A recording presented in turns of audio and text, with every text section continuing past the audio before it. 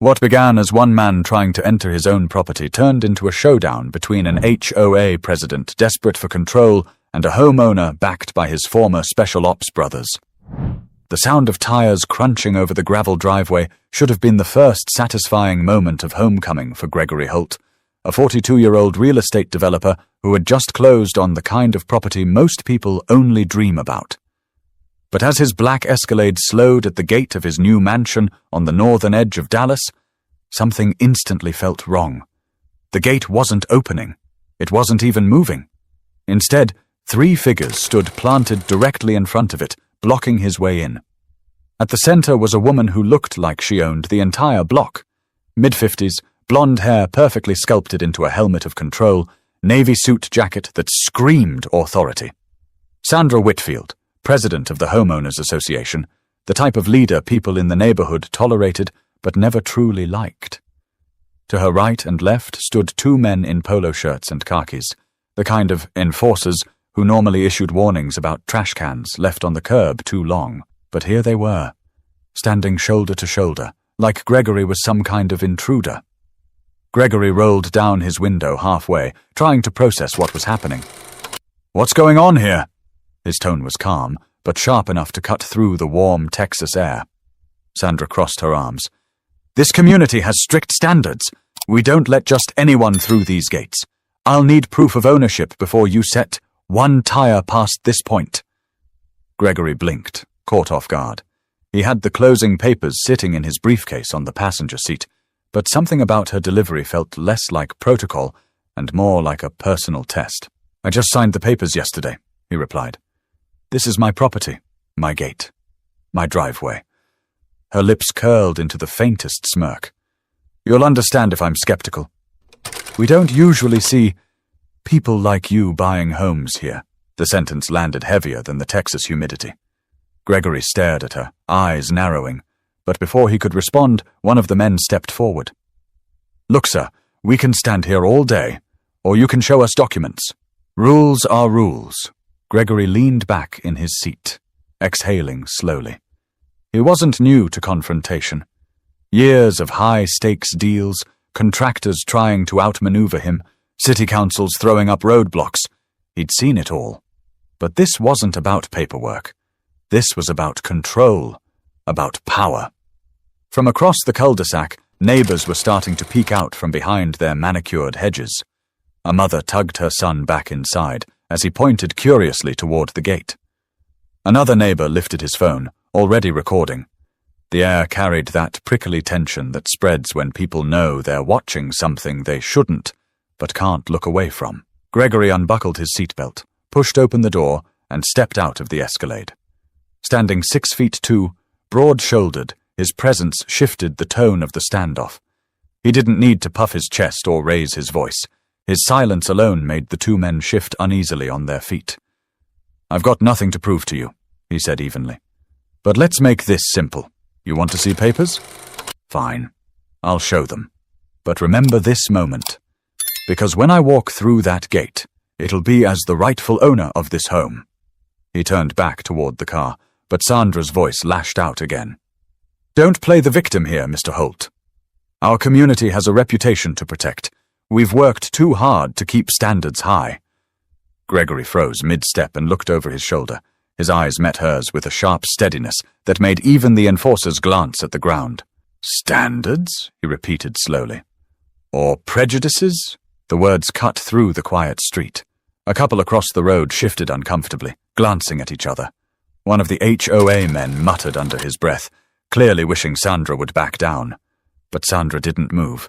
Her chin lifted higher, her grip on control tightening even as the situation slipped further from her hands.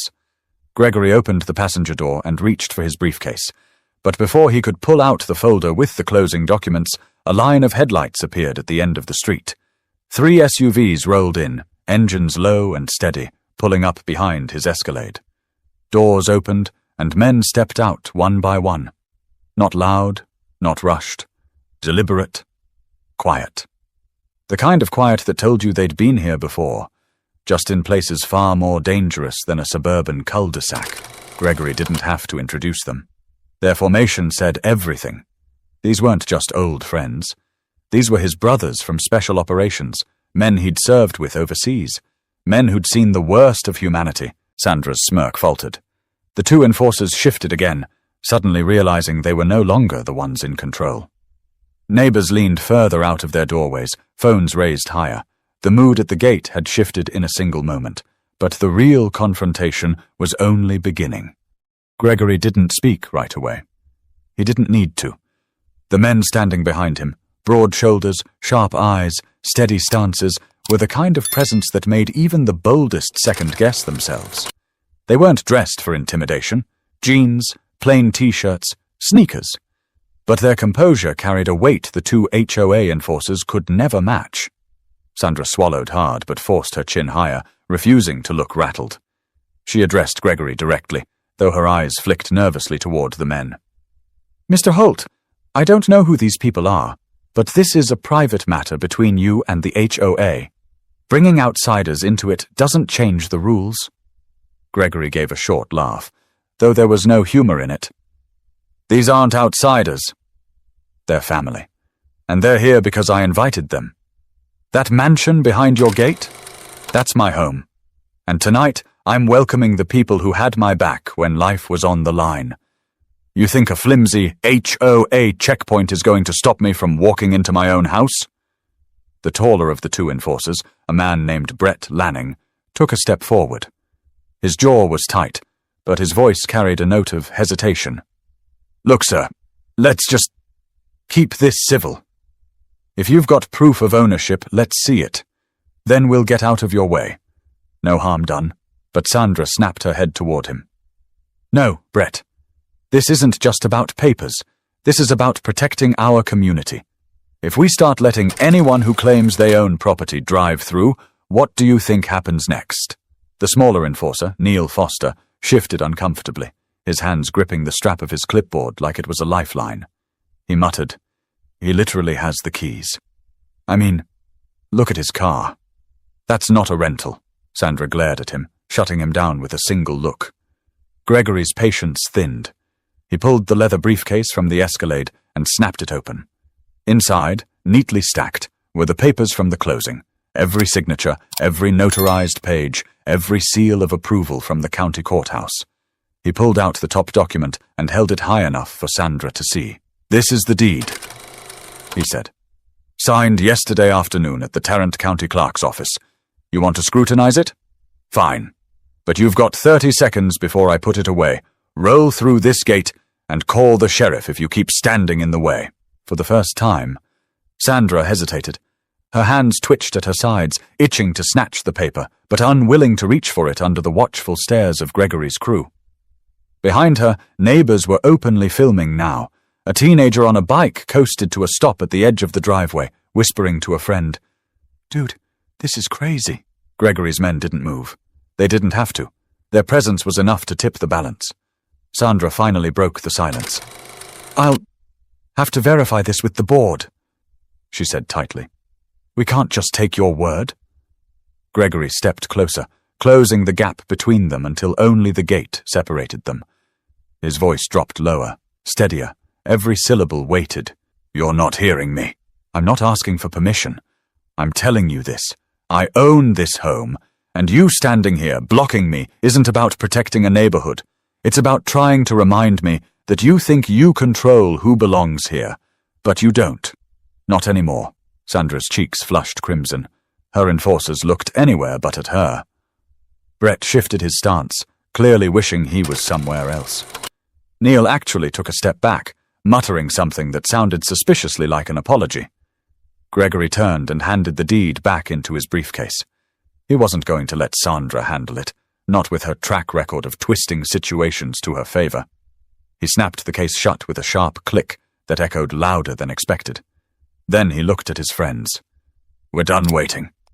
The men stepped forward as one, moving with the quiet coordination of soldiers who'd done this 100 times in far worse conditions. They didn't threaten. They didn't shove. They simply walked closer, their presence filling the narrow stretch of road until Sandra had no choice but to give ground. The tension in the air was thick. Sandra opened her mouth, ready to protest again, but her words caught in her throat as Gregory pulled a small device from his pocket, a remote for the gate, given to him at closing. He pressed it once. With a mechanical hum, the gates creaked and began to slide open. Gasps rippled through the crowd of neighbors. Sandra froze, speechless. Brett and Neil exchanged glances that spoke volumes. The fight was over. Gregory looked back at his words hung in the air as he climbed back into his Escalade. The SUVs behind him revved softly, ready to follow. The gates opened wider, and the convoy rolled forward, leaving Sandra standing stiff in the glow of headlights, her authority cracking like glass. But Sandra wasn't the type to back down quietly, and the neighborhood hadn't seen the last of this fight. The convoy eased through the gate, but no one on the street moved. Phones were still up, recording. Porch lights flicked on one by one, like the neighborhood itself wanted a clearer view of what was happening. The sound of Gregory's Escalade rolling up the driveway should have marked the end of the confrontation. Instead, it only deepened the divide. Some neighbors whispered about how unfair the HOA had been, while others muttered that Sandra had every right to enforce standards. Sandra stayed frozen by the gate, her arms stiff at her sides. Brett and Neil flanked her, though both looked like they'd rather vanish into the pavement. Brett finally broke the silence. "You saw the papers." He had the remote. "That should be enough." Sandra, her eyes snapped to him, cold and sharp. "Don't second-guess me." Not in front of them. She motioned toward the handful of neighbors still gathered. Neil shifted, his clipboard now hanging limply at his side. He wasn't lying. "You felt it, didn't you? That wasn't some guy sneaking in. He belongs here." Sandra didn't respond. Instead, she turned on her heel and strode toward her SUV parked at the corner, her heels striking the pavement with a force that echoed in the night. Brett and Neil lingered behind, avoiding each other's gaze. Up the driveway, Gregory pulled to a stop in front of the mansion's arched entryway. The house was a symbol of years of grinding work, failed projects turned around, and deals negotiated until midnight. But instead of joy, he felt an ache of disappointment. He'd dreamed of this night, stepping into his home for the first time, friends at his side, ready to celebrate. Instead, he'd been treated like an outsider at his own gate. One of his crew, Marcus Devereaux, a stocky man with a shaved head and an easy grin that rarely faded, broke the silence. "Man, I've seen checkpoints in Afghanistan that were friendlier than that." The others chuckled softly, but the humor was thin. Gregory forced a smile. "They wanted a show. We gave them one." "Now let's not let them ruin the night." Another teammate, Isaac Moreno, leaned against the hood of his SUV, his eyes still on the street. "They're still watching. Half the neighborhood probably has this on Facebook already." Gregory sighed. "Let them watch. Maybe it'll remind them I'm not going anywhere." But he knew it wasn't that simple. Once a community decides someone doesn't belong, every move is scrutinized. He'd seen it in boardrooms, in politics, even in his old neighborhood growing up. It didn't matter how much money you had or what papers you held. Some people just wanted to remind you they held the gate keys, literal or not. Back at the gate, Sandra's SUV roared to life, but she didn't leave. Instead, she rolled her window down and spoke sharply to Brett and Neil. "This isn't over. Tomorrow morning I want reports on my desk. We'll call an emergency board meeting. If he thinks a piece of paper means he can bypass community standards, he's in for a surprise." Neil frowned.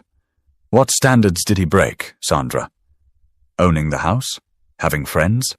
Her lips pressed thin. "You don't understand how these things work. If we lose control now, we'll never get it back." Brett ran a hand over his face, weariness settling in. "Control? Or pride?" Sandra didn't answer. She hit the gas and sped off down the street, her taillights vanishing into the dark. Inside the mansion, Gregory's men followed him through the double doors into a wide foyer with marble floors and high ceilings. The place smelled of fresh paint and polished wood, untouched by life until now. Normally, it would have been awe-inspiring.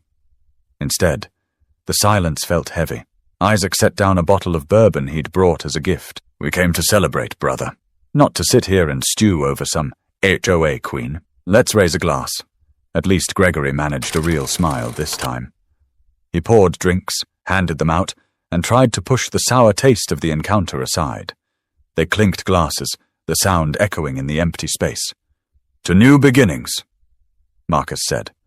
"To holding your ground," Isaac added. Gregory lifted his glass last. "To never letting anyone decide where we belong." They drank, the burn of the bourbon cutting through the weight of the evening, but the celebration never quite found its rhythm. Every so often, Gregory caught his men glancing toward the windows, the faint glow of neighbors' cameras still visible outside. Sandra hadn't won tonight, but she hadn't given up either. Gregory could feel it. This was only the start of a fight he hadn't won. The following morning, the air in the neighborhood carried a different charge. Word of the confrontation had spread like wildfire. Videos had already circulated online, snippets of Sandra squaring off with Gregory at the gate. Some captions were blunt. HOA President blocks new homeowner, while others painted Gregory as an outsider forcing his way in. By sunrise, opinions had hardened. Gregory woke early. He stood on the balcony of his new home, looking out across the manicured lawns of the community. He wanted to feel proud, but instead he felt scrutinized.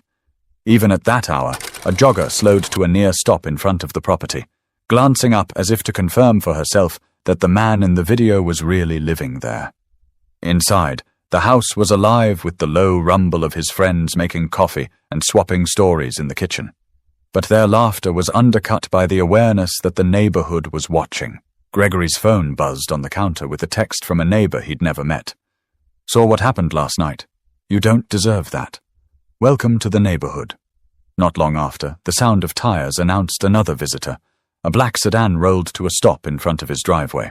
Sandra stepped out, clipboard in hand, dressed in another pressed suit, ready for war. With her were Brett and Neil, looking less confident than the night before. Gregory opened the front door before she could knock. "Didn't expect to see you again so soon," he said flatly. Sandra gave a tight smile. "Mr. Holt, we need to talk." "About what?" He crossed his arms. "I showed you the deed. That gate opened. End of story." She ignored his tone and stepped onto the porch. "The board met this morning. Emergency session. We reviewed the situation, and there are several violations we need to discuss." Gregory arched a brow. "Violations?" "I moved in yesterday." Sandra lifted her clipboard and flipped through papers. "Parking multiple large vehicles overnight without prior approval, hosting a gathering without notifying the association, and the display of military equipment on private property." Gregory cut her off with a laugh, sharp and humorless. "Military equipment? You mean my friends? They're human beings, not tanks." Behind him, Marcus and Isaac appeared in the doorway, mugs of coffee in hand. Marcus spoke first. "You trying to regulate how many friends a man can have over?" Sandra's composure slipped, but she pressed forward. "This isn't personal. These are community standards. They exist for a reason." Gregory stepped closer, lowering his voice. "No, Sandra. This is personal. You didn't question my paperwork because you were worried about standards. You questioned it because you didn't like what you saw when I rolled down that window." Her jaw clenched. She opened her mouth, but Brett interjected quietly. "He's not wrong, Sandra." Neil looked away, muttering, "Feels like we crossed a line." Sandra's eyes flared at both men, but she didn't break. She raised her chin and jabbed a finger at Gregory. "You think you can undermine me in my own neighborhood?" "I've been president of this association for 10 years. I know every homeowner, every car, every yard that's out of place. People trust me to keep things in order. You think you can walk in here and treat me like the enemy?" Gregory didn't flinch. "I don't think. I know. Because last night, in front of the whole street, you treated me like I didn't belong. You called it standards. Everyone else saw what it really was. The silence that followed was louder than shouting. Neighbors were gathering again, some pretending to water their lawns, others openly filming from the sidewalk. Sandra finally snapped. "You may have won last night, but I'm not finished. The HOA has power, Mr. Holt." Don't forget that Gregory's voice dropped lower, steadier. "And don't you forget this.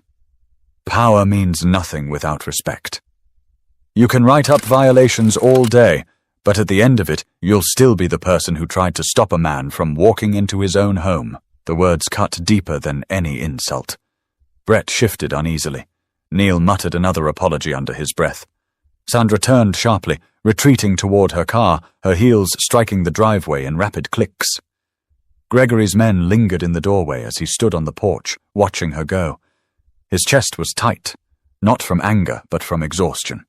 He wanted to celebrate his new beginning, yet here he was, locked in a battle he never asked for. Isaac broke the tension. "She's not letting this go. You know that, right?" Gregory nodded. "Yeah, but neither am I." But while Sandra was plotting her next move, Gregory's past, and the people who shared it, were about to remind the neighborhood what loyalty really looked like. The sun dipped low, casting long shadows across the driveways of the neighborhood. Most evenings, this street looked like the cover of a lifestyle magazine. Sprinklers misting over green lawns, porch lights flicking on in perfect rhythm, kids riding bikes until their parents called them in for dinner. But that night, the calm was broken again. Gregory was on the front porch with Marcus and Isaac, going over plans to unpack the last of the moving boxes, when the deep growl of engines rolled down the street. This time, it wasn't just the 3 SUVs from the night before. It was a convoy. 4 trucks, windows down, headlights cutting through the dusk, pulling into the cul-de-sac with the kind of precision that comes from shared history. Out stepped men and women Gregory hadn't seen in months, some in jeans, others in button-downs, but all carrying themselves with that same quiet confidence. Former special ops, all of them. Brothers and sisters he'd served with overseas. People who'd lived through fire and chaos and still came home with loyalty stitched into their bones. The first out was Carla Jennings, tall, sharp-eyed, her dark hair tied back. She walked straight up the driveway, pulling Gregory into a hug that spoke louder than words. "Heard you had some trouble at the gate," she said, her voice carrying just enough bite to make Marcus chuckle. "Word travels fast," Gregory replied. "Too fast," Isaac added. "Pretty sure the whole internet's watching now." Behind Carla came Damien Brooks, broad-shouldered, a grin spreading across his face as he spotted Gregory. "Man, you get a mansion, and the welcome wagon is a firing squad." Figures.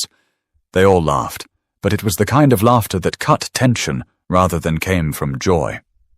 Within minutes, the porch was crowded with familiar faces, old friends reconnecting, swapping quick stories.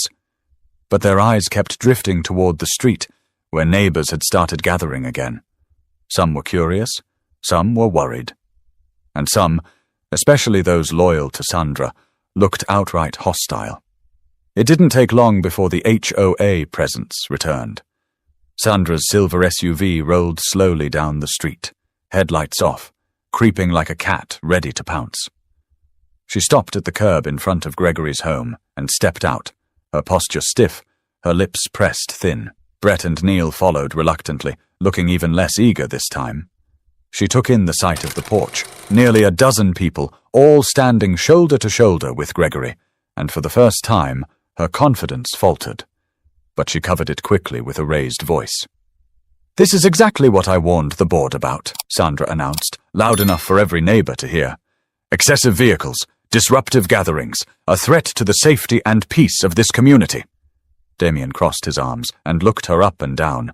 "Lady, we're veterans. We've kept people safe on streets a lot more dangerous than this one." Carla stepped forward next, her eyes locked on Sandra's. "You're worried about safety. Maybe start with not blocking people from their own property." Sandra's cheeks flushed red. "You have no authority here." Gregory finally spoke, his voice calm but unshakable. "Neither do you. Not anymore. Every one of these people is here because I invited them. They don't need your approval. And the neighbors watching right now? They can see who's really trying to tear this place apart." Brett shuffled uncomfortably, whispering, "Maybe we should go, Sandra." But Sandra wasn't ready to leave. She took a step closer, jabbing her finger toward Gregory. "You think you can rally an army and intimidate your way into respect? This is my neighborhood, my rules. You don't scare me." Carla let out a sharp laugh. "Scare you? Lady, no one here's even raised their voice. You're scared of something else. And it's not us." For a moment, the entire street was silent. Neighbors stopped pretending to water their lawns. Children leaned against their parents, wide-eyed. Even the cicadas seemed to hush. Sandra's face tightened, but she sensed the shift. She wasn't the authority anymore. She was the spectacle. Her words weren't commands. They were desperate, and everyone could see it. Gregory stepped down from the porch, closing the space between them.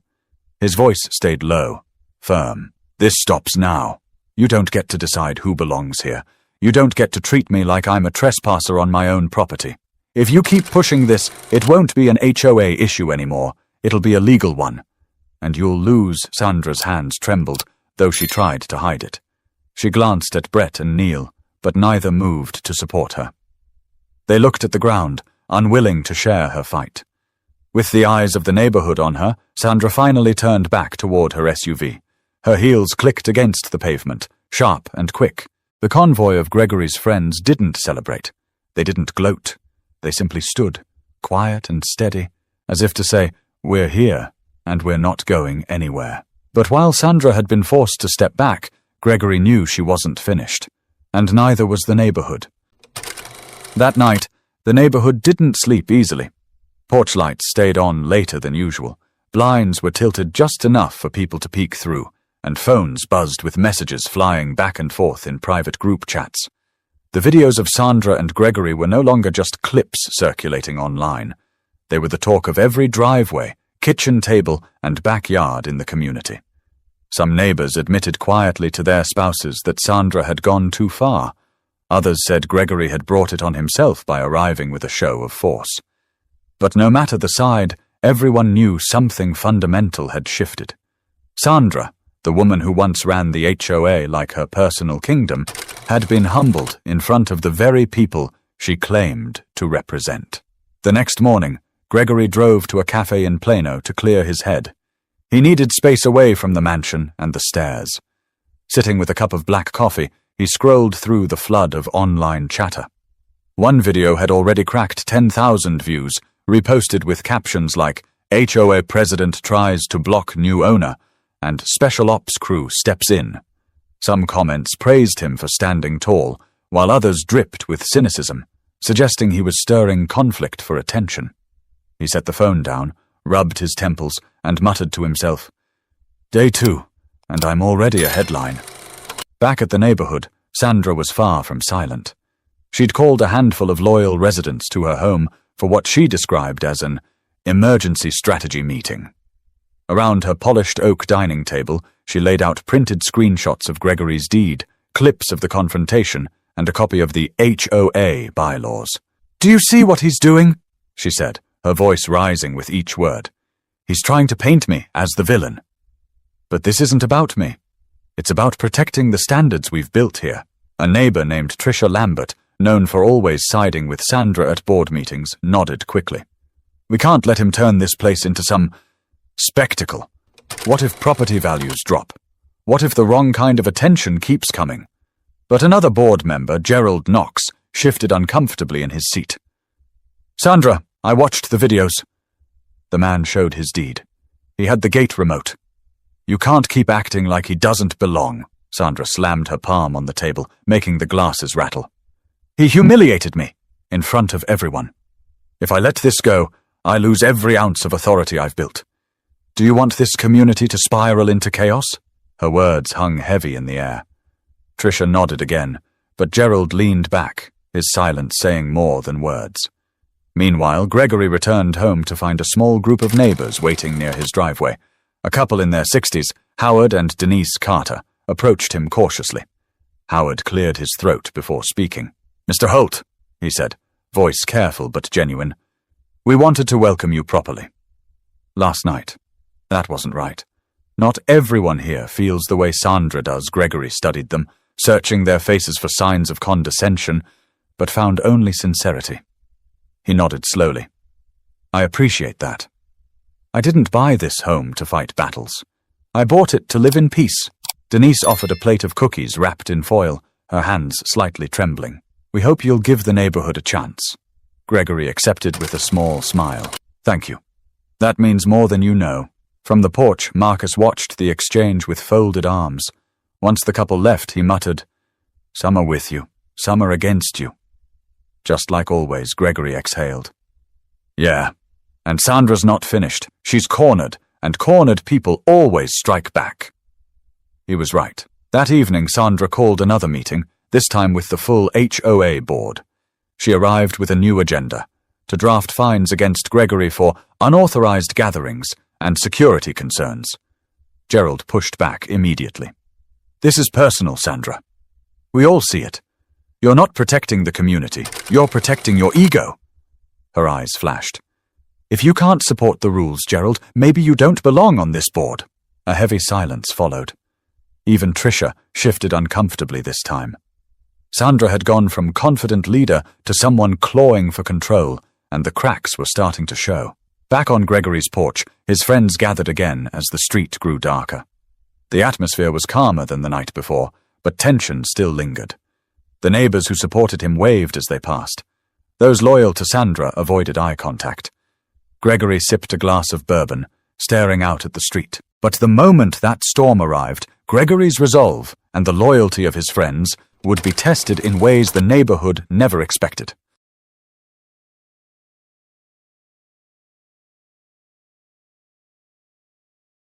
The HOA board meeting wasn't usually the kind of event that drew a crowd. In most neighborhoods, those evenings were dry, filled with talk of landscaping budgets and pool maintenance. But this time, it was different. Word had spread like wildfire that Sandra was calling a special session to address violations, and half the community showed up, some to support her, others to see if Gregory would push back. The meeting took place at the community center, just a block from the mansion. Rows of folding chairs filled the room, and a buzz of conversation lingered in the air. At the front, Sandra sat with her gavel, her face set in stone. Tricia was on her left, Gerald on her right, and the rest of the board fanned out beside them. Gregory didn't come alone. He entered with Marcus, Carla, and Damien, their steady presence drawing more stares than whispers. He wasn't trying to intimidate, but their unity was undeniable. Neighbors leaned over to each other, whispering as the four of them walked down the aisle and took seats in the front row. Sandra slammed her gavel. This meeting is called to order. We have a matter of community concern that requires immediate attention. She launched into her statement, rattling off supposed violations. Unauthorized gathering, parking congestion, disruption of community standards. Each phrase was delivered with rehearsed confidence, as if reading charges in a courtroom. Gregory raised his hand. I'd like to respond. Sandra's eyes narrowed. This is not a debate. This is the board addressing violations. Gerald cleared his throat. Actually, Sandra, he's entitled to respond. That's procedure? Her jaw tightened, but she gestured stiffly. Fine. You may speak. Gregory stood slowly, his frame towering in front of the crowd. His voice wasn't raised, but it carried to the back of the room. Yesterday, I moved into my home. I was met at my own gate by the HOA president and 2 enforcers who blocked me from entering. I showed proof of ownership, and I was still denied. That's not enforcing standards. That's harassment. Gasps rippled through the room. A few neighbors nodded in agreement. Sandra slammed the gavel again. That's a distortion of events. Gregory held up a hand. There are videos. The whole neighborhood saw it. Some of you even filmed it. So let's not pretend it didn't happen. This isn't about cars in a driveway. This is about someone deciding who does and doesn't belong here. The silence that followed was heavy. Neighbors shifted in their seats, uncomfortable. Even Tricia glanced at Sandra, unsure. Damien leaned forward in his chair, his voice cutting through. If this board wants to fine him, then fine us too. We were there. We were the unauthorized gathering. You going to police friendship now? Carla added. You claim this is about safety, but the only unsafe thing I saw was an HOA president standing in front of a man's car, blocking him from his own house. Sandra's voice shook as she fired back. You don't understand how this works. This is about rules, about protecting what we've built here. Gerald finally snapped. Protecting what, Sandra? Property values? Or your pride? Because right now you're dragging this whole neighborhood into a fight no one asked for. The crowd erupted, some clapping, others murmuring in support. Sandra banged her gavel over and over, but her authority was slipping with every strike. Gregory looked directly at her. "I didn't move here to fight. I moved here to live, to work, to build a life. You made it personal when you stood at my gate, and I'm telling you right now, it stops." Today Sandra's lips trembled, but she held her ground. "You think you can shame me into silence? You think you can parade your friends around until I back down? I've been president for 10 years, and I don't bow to intimidation." Gregory's response was steady, quiet, almost disarming. "I'm not asking you to bow. I'm asking you to do the job you claim to love. Protect this neighborhood. That means protecting everyone in it, even me." The room was silent. Neighbors looked between Sandra and Gregory, weighing every word. The tension cracked when an older woman in the back, Martha Higgins, spoke up. "Enough, Sandra.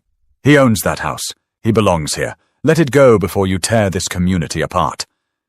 The applause that followed wasn't thunderous, but it was steady, and it wasn't for Sandra. Sandra's face turned crimson. Her gavel struck once more. "Meeting adjourned," she barked, before storming out, Tricia hurrying after her. Gerald stayed behind, his eyes meeting Gregory's with something like quiet respect. Gregory sat back down, but what Gregory didn't know was that Sandra's next move would be her boldest yet, and it would force the neighborhood to choose sides once and for all. 2 days after the board meeting, the neighborhood felt like a pressure cooker. Conversations weren't casual anymore. They were whispered, sharp, split down the middle. On one side were those who thought Gregory had exposed something ugly about the way things were being run. On the other were those who clung to Sandra's authority, unwilling to admit she'd crossed the line. Gregory tried to keep life moving forward. He spent his mornings unpacking, his afternoons walking the property with contractors to plan renovations, and his evenings catching up with his crew. But no matter how hard he tried to focus, the eyes of the neighborhood followed him everywhere. Joggers slowed when they passed. Kids riding scooters stopped and stared until their parents called them inside. Even deliveries were watched like small spectacles. On the third evening, it came to a head.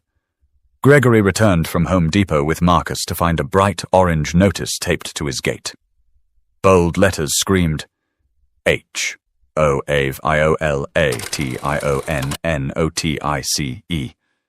The charges?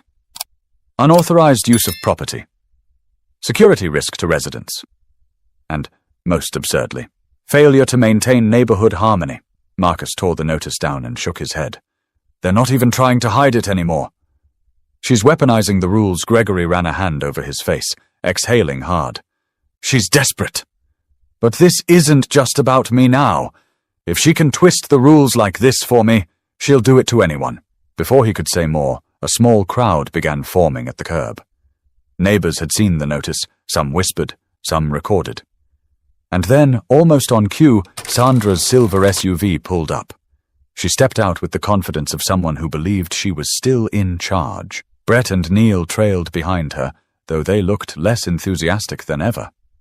Sandra raised her voice, addressing not just Gregory, but the entire gathering. "This is proof that no one is above the rules. Mr. Holt has repeatedly defied our bylaws, hosting unauthorized assemblies, intimidating board members, and disrupting the peace of this neighborhood." Gasps rippled through the crowd. A man shouted, "That's not true!" while another muttered, "She's right. We don't want a circus here." Gregory stepped forward, holding the crumpled violation notice in his hand. "This," he said, holding it up for everyone to see. "This is a lie." Every word. "I moved in less than a week ago, and somehow I'm already being accused of destroying harmony. You all know what's really happening here." Sandra's voice sharpened. "What's happening here is accountability. If you can't respect the standards of this community, maybe you chose the wrong neighborhood." Carla, standing just behind Gregory, couldn't hold back. Standards? Or prejudice wrapped up in paperwork? The crowd erupted again, some clapping, some booing. Phones shot up higher, recording every second. Gregory turned slowly, addressing the neighbors directly. His voice was calm, but every word carried weight. "Ask yourselves this. If it was you, if tomorrow Sandra stood at your gate and told you that you didn't belong, that your friends weren't welcome, that your very presence was a threat, What would you do? Would you roll over, or would you stand up? A murmur spread through the crowd. Howard and Denise Carter, the elderly couple who had brought cookies days earlier, stepped forward. Howard raised his hand. We saw it. We were there. Gregory showed his papers, and Sandra still refused to let him in. That's not leadership. That's control. Others began nodding. A younger neighbor spoke up. I've lived here 3 years. I've never seen anyone treated like that at the gate. Not once. Sandra's face flushed, her control slipping with every word spoken against her. You're letting him manipulate you. He's turning you against your own board. Gerald Knox, who had been standing quietly in the back, finally stepped forward. No, Sandra. You did that yourself. This community trusted you to represent us. Instead, you turned the HOA into your personal weapon. That ends now. The crowd broke into applause, louder this time, stronger. The shift was unmistakable. Sandra stood frozen, her authority crumbling in the very place she once commanded without question. Gregory lowered the violation notice and let it fall to the pavement. He looked Sandra in the eye. You wanted a fight in front of everyone? Here it is. And everyone can see who's telling the truth. For a long moment, Sandra didn't move. Her face was pale, her hands clenched tight at her sides. The night after the violation standoff, the neighborhood was unusually quiet. No gatherings on driveways, no kids laughing on scooters, no porch conversations about weekend plans. The confrontation had left a mark, and everyone knew it. The community wasn't united anymore. It was split clean down the middle. Inside the mansion, Gregory sat at the long dining table with his friends scattered around him. Plates of half-eaten takeout sat forgotten, drinks untouched. For once, the room wasn't filled with their usual banter. Instead, there was a heavy silence, the kind that comes when the weight of a fight presses on everyone's shoulders. Carla broke it first. She's losing ground. You saw it. Half the neighborhood clapped for you last night. She can't hold on forever. Gregory leaned back in his chair, eyes fixed on the chandelier above. Maybe, but people like her don't go quietly. She'll find another angle. Marcus tapped the table with his finger. Then you beat her at her own game. She wants to use the bylaws? Fine. You learn them better than she does. You fight her where she thinks she's strongest? Isaac shook his head. That's one way. But maybe you don't fight at all. Maybe you win them over. Not with paperwork, with presence. Show them you're not what she says you are. Gregory considered both points. He wasn't just dealing with Sandra anymore. He was dealing with the story she was trying to write about him. And the only way to rewrite it was through action. The next morning, he acted. Instead of avoiding the neighbors, he stepped directly into their world. He waved at joggers. He stopped to talk with the family across the street. When he saw kids playing basketball near the cul-de-sac, he asked if he could take a shot, sinking one cleanly to a chorus of cheers. Word spread quickly. Gregory wasn't hiding. He wasn't sulking behind mansion walls. He was present, approachable, real. And slowly, faces that once looked at him with suspicion softened. That evening, Howard and Denise Carter knocked on his door again. They weren't alone this time. With them were two younger families, neighbors Gregory hadn't officially met yet. They stood awkwardly at first. Then Denise spoke. We just wanted to say, we're sorry for how you were treated. This community isn't supposed to be like that. You've been nothing but respectful since you arrived. Gregory smiled warmly. I appreciate that. I bought this house because I wanted peace, not conflict. But peace takes all of us, not just me. The younger man, Ethan Brewer, stepped forward. Sandra's been running things unchecked for years. Most of us stayed quiet because it was easier. But last night, watching her go after you, it was different. It showed us how far she's willing to go. Gregory nodded. The only way things change is if people speak up. Not for me, for yourselves. This is your neighborhood. You deserve a board that respects you. They talked for nearly an hour, standing in his foyer, the conversation spilling from one topic to the next. When they left, it wasn't just with handshakes. It was with a promise. A promise that Gregory wasn't alone anymore. Meanwhile, Sandra sat in her living room with her phone buzzing non-stop. Messages poured in, half supportive, half critical. Videos from the confrontation had spread even further. Some residents were openly questioning her leadership in the HOA group chat. Gerald had even called for a vote of no confidence at the next meeting. For the first time in 10 years, Sandra felt her grip slipping, and she hated it. Back at the mansion, Gregory and his crew stood outside on the porch, the Texas night warm and still. He looked around at the faces of his old friends, people who'd fought beside him in deserts and mountains, who'd never let him down.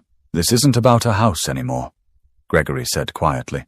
"It's about respect, about reminding people that no one has the right to decide who belongs and who doesn't." Marcus raised his glass. "To belonging," Carla added. "To standing your ground." Gregory lifted his own. "And to proving that dignity beats control every time." They clinked glasses, the sound sharp in the night air. For the first time since moving in, Gregory felt a spark of what he'd dreamed of. Community. Not given, but built. Not assumed, but earned. And though Sandra wasn't finished, Gregory knew he'd already won the battle that mattered most, earning the trust of those who lived around him. The vote was scheduled for a Thursday evening at the community center, the same room where Sandra had once ruled with ease. But this time, the atmosphere was different. Folding chairs filled quickly, the murmur of conversation louder than usual. People weren't just there out of obligation. They wanted to witness what was about to happen. Gregory sat near the middle, not at the front, choosing deliberately not to look like a man campaigning for power.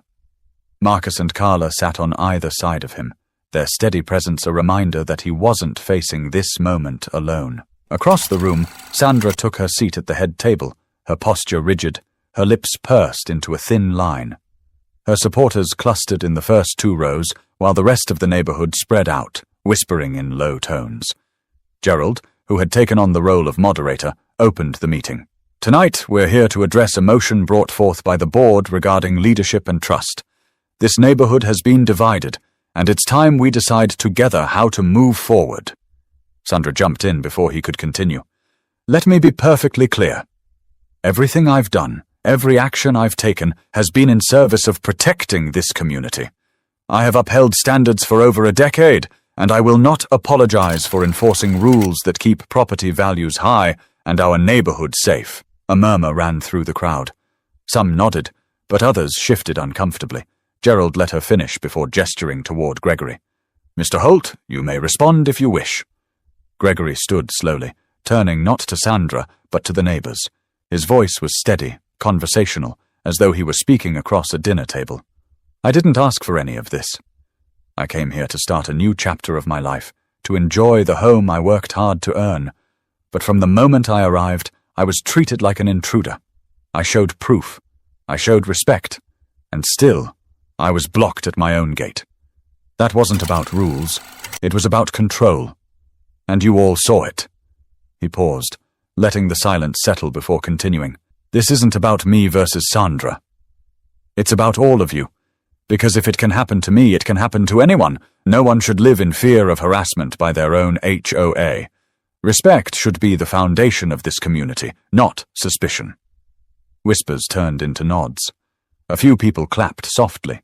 Even those who had hesitated before seemed to feel the weight of his words.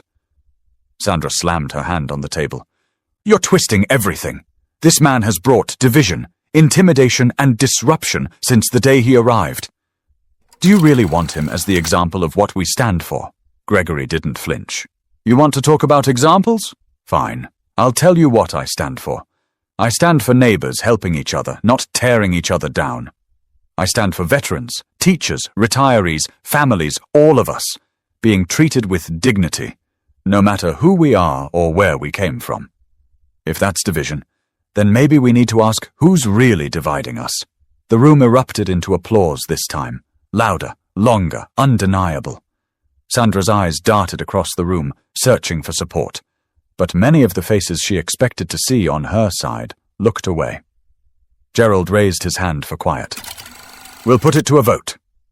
Those in favor of retaining Sandra as HOA president, raise your hands." A handful of hands went up. Trisha's among them. Gerald nodded. "Those in favor of removing Sandra from office?" The majority of hands shot into the air. Some people stood as they raised theirs, as if wanting to make the choice unmistakable. The result was overwhelming. Sandra sat frozen, her face pale. For the first time in years, she wasn't the voice of authority. She was the subject of judgment. Gerald cleared his throat. By majority vote, Sandra Whitaker is hereby removed as HOA president. Effective immediately. Gasps and cheers mixed together. Sandra gathered her papers in silence, her hands trembling. She didn't make a speech. She didn't fight. She simply walked out of the room, the door closing behind her with a dull thud. Gregory remained seated, his friends watching him closely. He didn't smile or gloat. He just exhaled deeply, relief settling in his shoulders. When the room quieted, he spoke one last time, and as Gregory finally closed his front door, he left viewers with one last thought. Wherever you live, don't let anyone tell you that you don't belong. Stand tall, stand firm, and demand respect. Because everyone deserves it. If you believe in that message, subscribe for more stories that matter.